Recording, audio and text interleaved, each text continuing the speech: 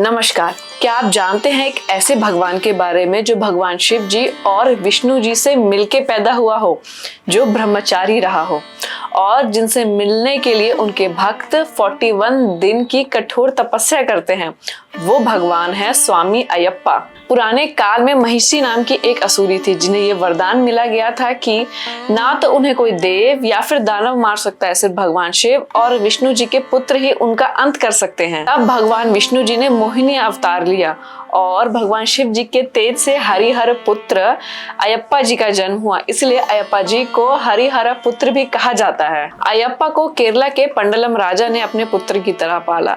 बचपन से ही उनके पास अलौकिक शक्तियां थी और जैसे जैसे वे बड़े होते गए उनका उद्देश्य भी साफ होता गया। युवा अवस्था में अयप्पा का महिषी के साथ सामना हुआ, दोनों में काफी दिन तक युद्ध चला और फिर आखिर में अयप्पा जी ने उनका वध कर दिया और इसी प्रकार उन्होंने देवलोक को असुरों से मुक्त करा दिया। मरते समय महिषी ने अयप्पा जी से माफी मांगी और भक्ति की इच्छा प्रकट करी।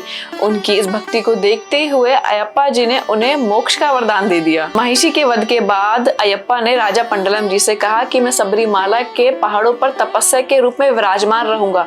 कोई भी भक्त अपनी पूरी श्रद्धा और व्रत के साथ मेरे पास पहुंचता है तो मैं कभी भी उन्हें निराश नहीं करूंगा। सबरीमाला के दर्शन के लिए भक्त 41 दिन का कठोर व्रत रखते हैं, ब्रह्मचार्यता का पालन करते हैं, सात्विक भोजन लेते हैं और अयप्पा जी का जाप करते हैं। हर साल मकर संक्रांति के समय में सबरीमाला के पहाड़ों पर एक दिव्य ज्योति प्रकट होती है और उसी ज्योति को मकर ज्योति कहा जाता है। माना जाता है कि ये भगवान अयप्पा जी की उपस्थिति का प्रमाण है। अयप्पा भगवान को ब्रह्मचारी माना जाता है, इसलिए कभी कभी महिलाओं प्रवेश पर नियम लगा दिए जाते हैं। आज भी कई सारे भक्त जंगल पहाड़ों से होकर सबरीमाला पहुंचते हैं। कहते हैं कि ये सिर्फ एक मंदिर ही नहीं, ये एक अहंकार से भक्ति का मार्ग है।